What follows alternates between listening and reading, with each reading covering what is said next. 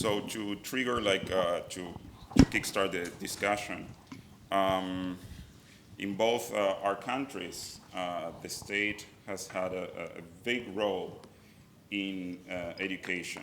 I would say in indoctrination more than education. So, what alternatives have you found to educate people outside this sphere of influence of the state in your experience?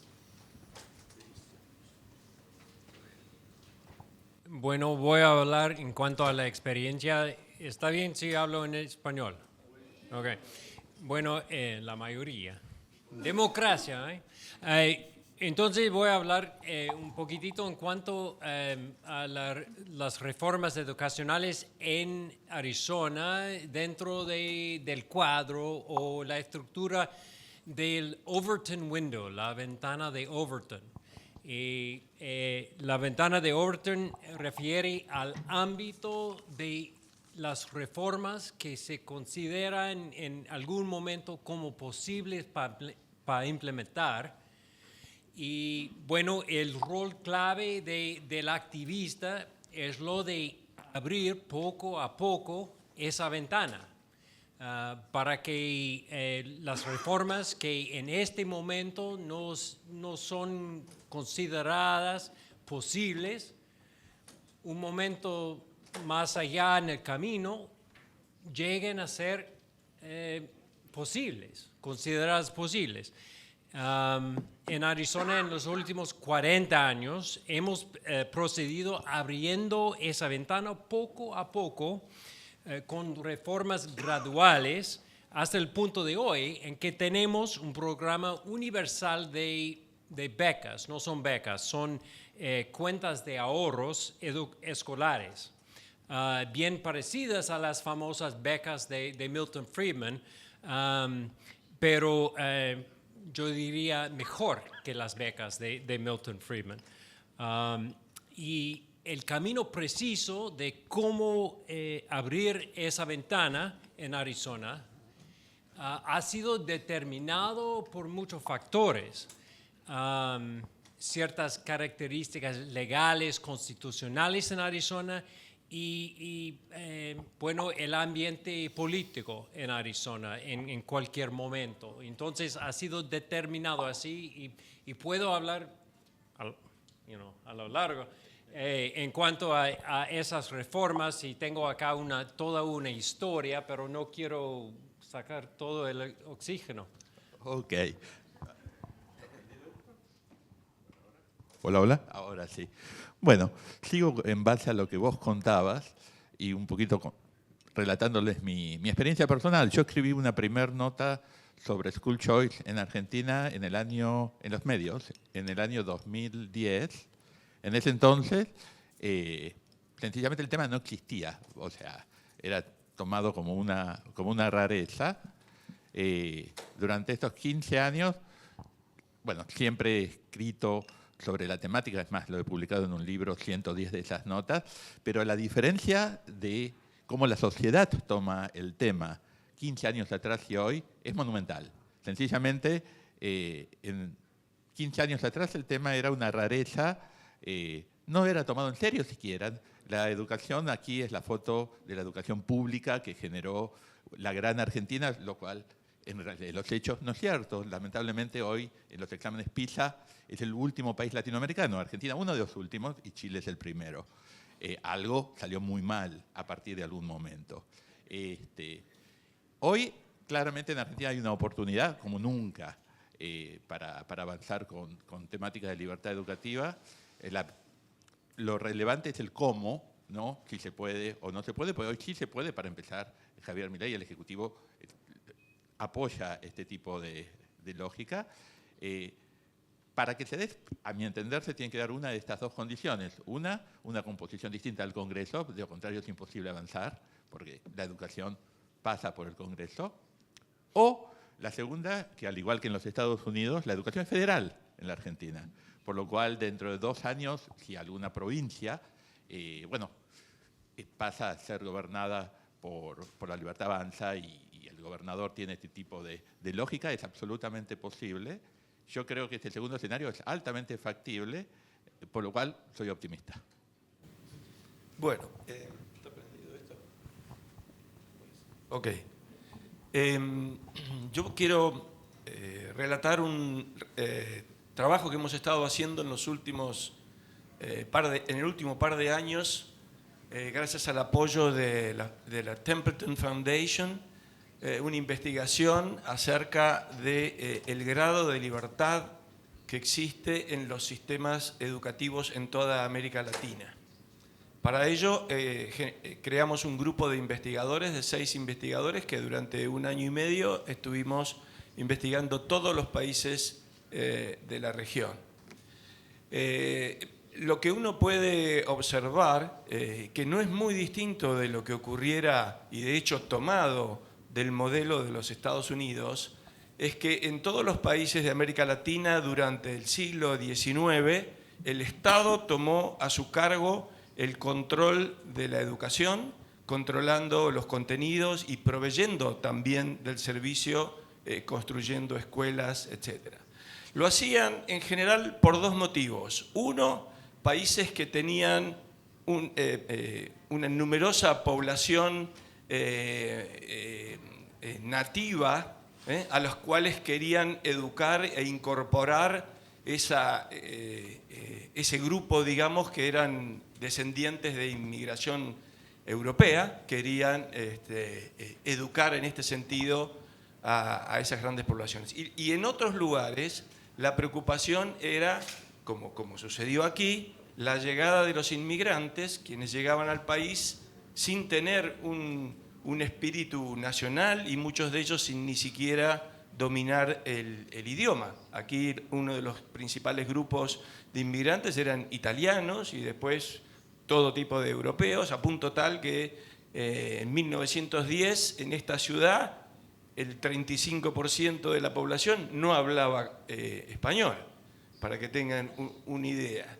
Eso generó una motivación en los 2 casos de utilizar el sistema educativo para forjar una cultura nacional que no existía. El problema fue que generaron una herramienta que, si podía a lo mejor haber sido creada con una cierta buena intención, luego fue utilizada por el populismo para adoctrinar a los niños y a los jóvenes en las ideas populistas. Y el sistema se volvió en un sistema de adoctrinamiento, no en un sistema de educación.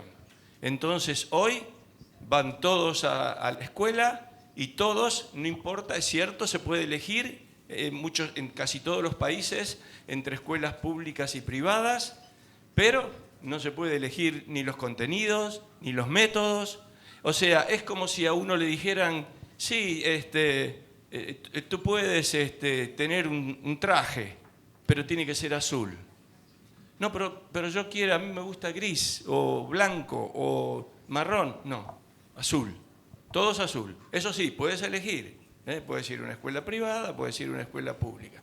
Ese es en general el modelo y el sistema que existe en toda América Latina, con distintos grados. Hay países con mayores grados de libertad, otros, Chile por ejemplo, otros 0, Cuba por ejemplo. Dentro de eso hay toda una variedad, pero el modelo en general tiene la misma base. Perdón, que me extendí mucho.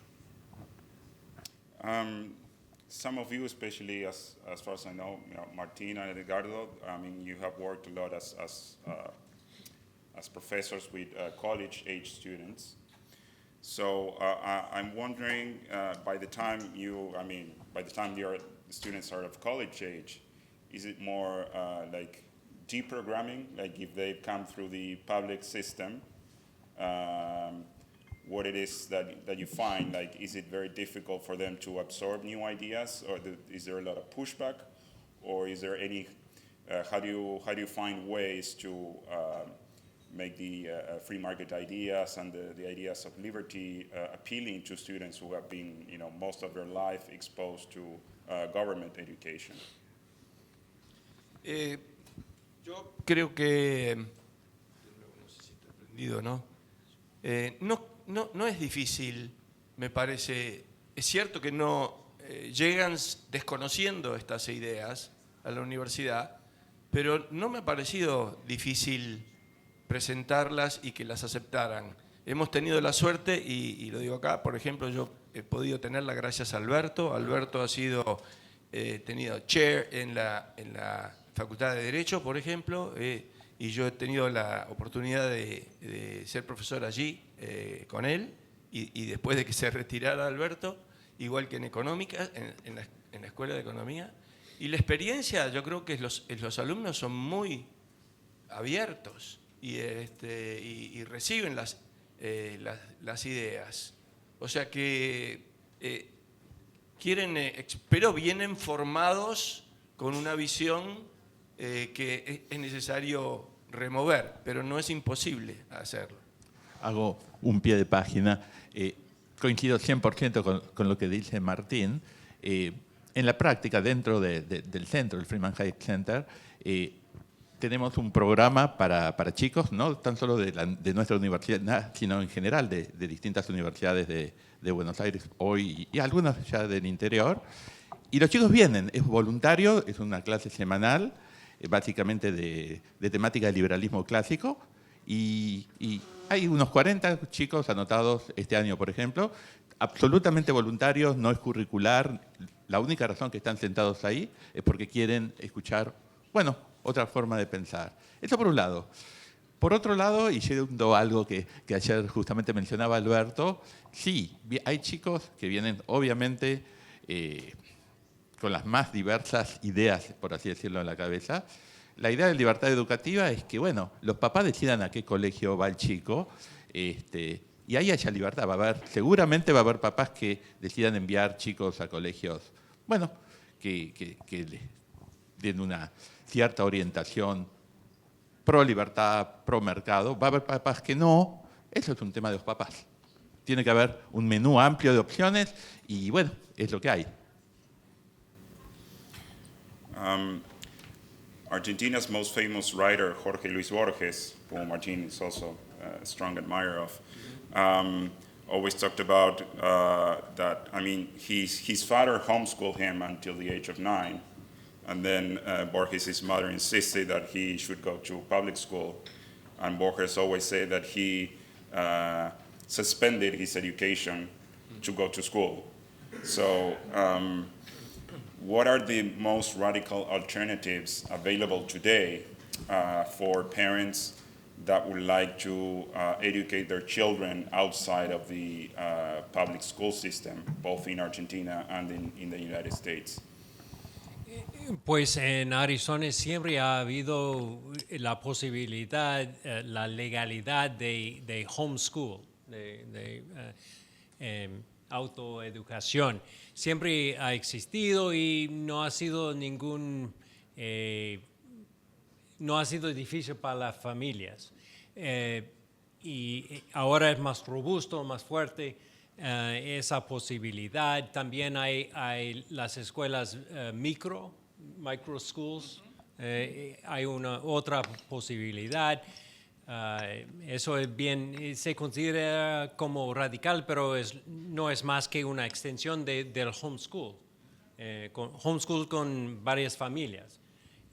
También tenemos, por supuesto, la tecnología. Ahora, cualquier chiquito en Bangladesh puede, por medio de un laptop, tener acceso a las mentes mejores del mundo. Entonces, sí, la tecnología es una posibilidad. Y estos son pensando radicales. Y lo quiero aconsejar a gente que son personas que son organizadores en libertad educacional. Siempre hay una coalición y tienen socios. Algunos son partidarios de, por ejemplo, charter schools. Algunos son partidarios de las becas. Algunos son partidarios de esas cuentas de ahorros que tenemos, ESA, Education Savings Accounts. En Arizona las llamamos Empowerment Scholarship accounts. Entonces hay varios partidarios y tú como organizador o organizadora tiene que, como un gaucho o algo, hay que rodear a todo y para todos para que siguen adelante en el camino. No todos no están listos en la coalición para la libertad educacional total. Entonces, como líder, tú estás abriendo esa ventana y hay que arrastrar. Sí, a los que no quieren en este momento venir. Thank you, thank you. I think we have time for some questions from the audience. So if anybody wants to ask, Alberto, right here.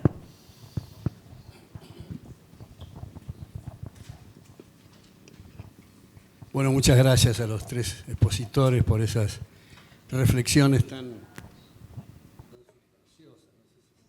Está prendido. Pero, claro, no necesito decirle por los antecedentes y la categoría de excelencia de los tres expositores que las palabras, los conceptos son esenciales para poder pensar y para transmitir nuestros pensamientos. De manera que si usamos mal las palabras tenemos una tendencia a confundirnos generalmente con la mejor buena voluntad e intención, como lo que voy acá a señalar.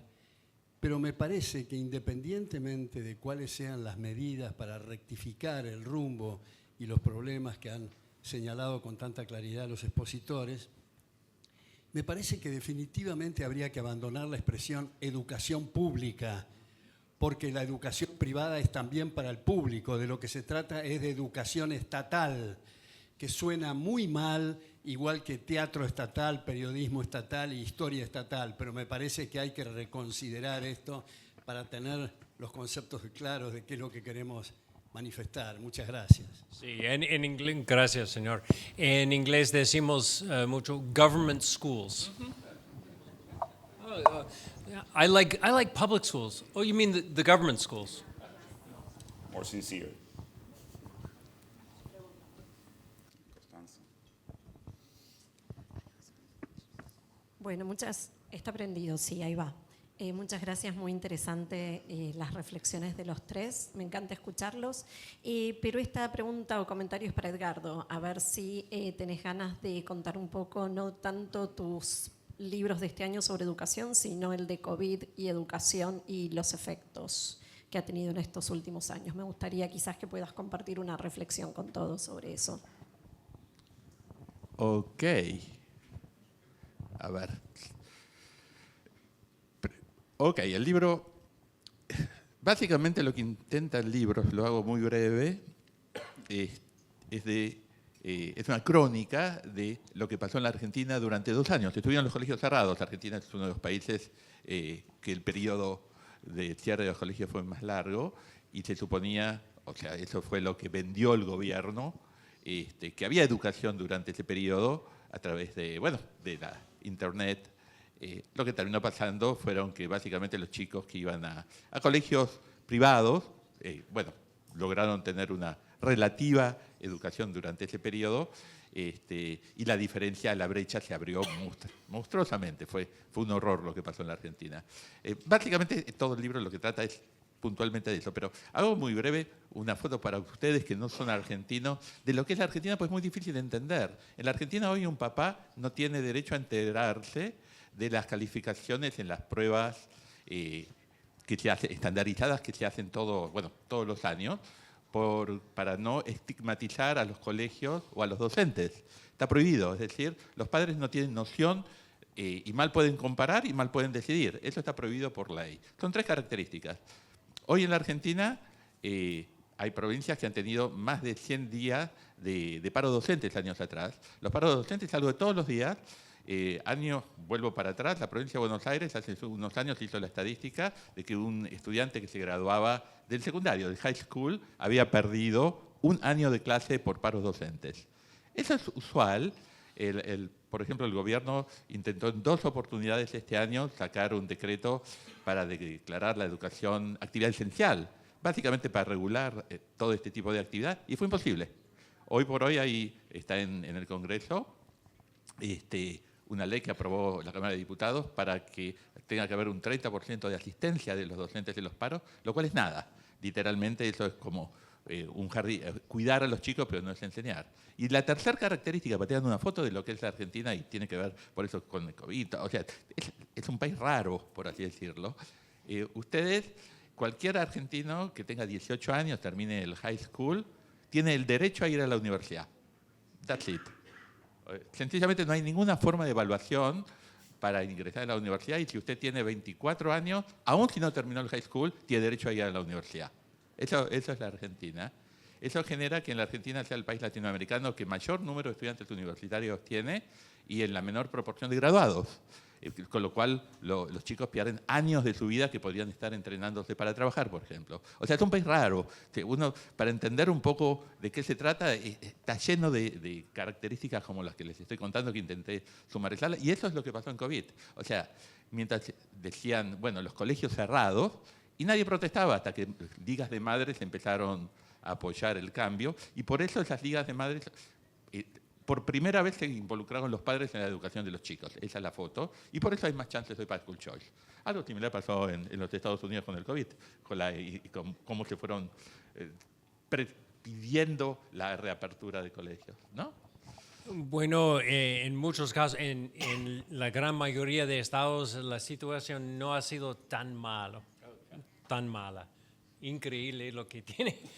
Increíble. No, en serio. Por eso sí, es importante contarlo. Eso del paro durante semanas, meses, sin ausencia de profesores, eso es increíble.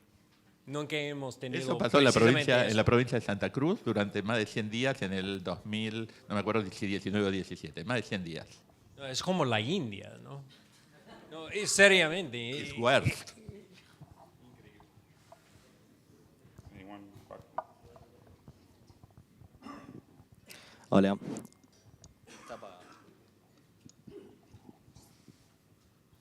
Hola. Ahí está. Bueno, mi nombre es Mateo Orlando, es un placer estar acá. Soy estudiante de la prestigiosa Universidad del SEMA. Bueno, es un placer escuchar este tremendo panel. Mi pregunta es, ¿cuál creen que es el principal componente ideológico de la sociedad que podría llegar a obstaculizar un avance hacia un sistema educativo mucho más libre? Y muchas gracias por las valiosas palabras que nos están compartiendo, más que nada los jóvenes.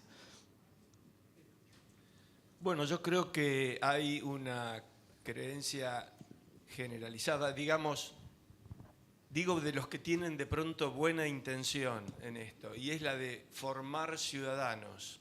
Entonces vamos a formar a los ciudadanos y entonces tenemos que hacer que pasen todos por este tipo de educación con el argumento de que esto generaría una mejor democracia, por ejemplo. Así es como es presentado. Luego, cuando vas a ver los contenidos, y en particular aquí en la Argentina hay unos contenidos establecidos hace 15 años que se denominan núcleos de aprendizaje prioritarios, que cuando uno lee el contenido en las materias, bueno, de matemática o física o química, ahí no hay un contenido ideológico, pero cuando uno ve las materias de ciencias sociales, ve un sesgo claro de lo que llamaríamos ahora cultura woke. Está ahí y ese es el contenido que todos los colegios tienen que entregar. Tenemos una suerte en todo eso, que no todos, así como somos nosotros respecto a la ley, no todos le prestan atención y cumplen con eso. Por suerte, eso le da un cierto grado de diversidad, pero formalmente tendrían que todos cumplir con esos contenidos obligatorios.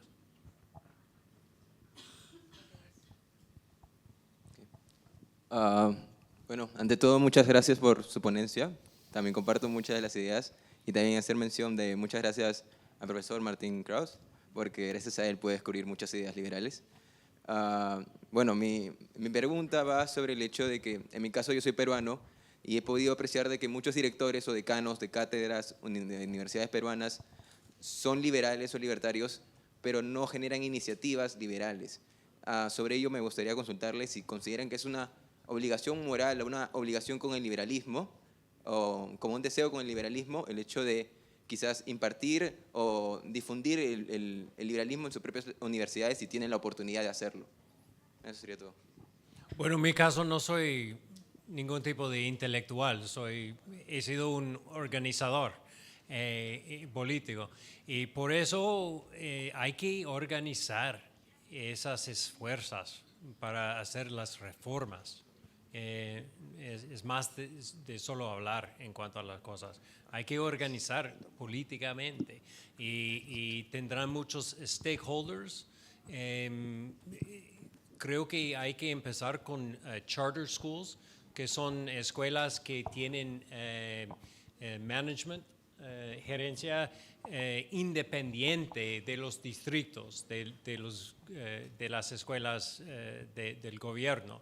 Tienen gerencia independiente. Eso es un buen lugar para empezar con charter schools. Y las escuelas charter en Arizona ahora son 18% de todos los estudiantes van a charter schools. Y casi cada familia en Arizona conoce a alguien, un primo, alguien, un vecino que va a una escuela de charter, una escuela de choice. Y por eso los charter schools han sido revolucionarios en Arizona. En Arizona, en la última década, nuestras cifras de emprendimiento han sido las cifras más altas en aumentar en todo el país, en Arizona, y más que todo por causa de la educación que reciben niños en charter schools. Eso es la competencia, esa es la libertad. Hola, ¿puedo hablar? ¿Se escucha? Sí. Buenos días. Yo quería hacer una pequeña observación y una pregunta, sobre todo dirigida al señor Krause. En la historia de la educación argentina se nota que ha habido un aspecto multidireccional. No, en la educación estatal, por llamarla como dice el profesor Venegas Lynch, a lo largo del siglo XIX, con la generación de 1837, para los que son extranjeros, ahí se sientan las bases de la libertad y de la posterior constitución que abre las puertas a la educación con el lema gobernar es poblar y poblar es educar. Y fue una educación estatal que fue muy abierta. La prueba está que el ministro en Washington, el posterior presidente Sarmiento, toma contacto con Horace Mann, que fue secretario de Educación de Massachusetts, y trae 50 y pico de profesoras de Estados Unidos, presbiterianas, y se pelea con la Iglesia Católica porque trata de desligar el catolicismo de la educación, con lo cual muestra que hubo, digamos, una apertura mental aún en la educación estatal. Y eso genera y establece una nacionalidad que al momento de entrar la gran inmigración argentina, la nacionalidad estaba afirmada porque estaba la historia de San Martín, la historia de Belgrano, por Mitre, en fin, el país tenía una nacionalidad. Cuando llega la migración, esta es la pregunta, realmente ahí comienza el populismo, porque el populismo pues es una hipótesis. Puede no haber estado hasta ese momento, sino que con la inmigración, donde llegaron ideas de distintas partes del mundo, de Italia o de España con la guerra civil, puede haber venido ahí ideas más estatistas y populistas. Horace Mann, mala influencia. Y tenemos en toda nuestra historia en el oeste, tenemos nuestros liberales clásicos, muchos eran partidarios de la educación pública, aún Thomas Jefferson fundó un colegio, el University of Virginia, que fue con fondos del gobierno en parte. Y luego Sarmiento, Andrés Bello, gente así. Todos los liberales clásicos, lastimadamente, han tenido cierta afición para la educación estatal. Hago un punto pequeño, siempre sobre Sarmiento puntualmente. Yo me pregunto si hoy estaría Sarmiento aquí, si pensaría igual que, bueno, en su tiempo, porque fue un genio disruptivo, como bien lo describías, lo que hizo de traer un número de profesoras americanas, no hablaban español, eran protestantes, y fue la base de lo que fue la educación de principios del siglo XX en la Argentina, y esa foto que siguen diciendo, ojalá volvamos allí, lo cual es imposible, lo dicen los resultados de PISA. Pero yo me pregunto si hoy Sarmiento no apoyaría School Choice, por ejemplo. Lo digo como una motivación para pensar. O sea, ¿por qué le ponemos en la cabeza a alguien más de 100 años atrás, bueno, con una realidad como la de hoy, que es un horror? Yo creo que el desvío del sistema ocurrió después.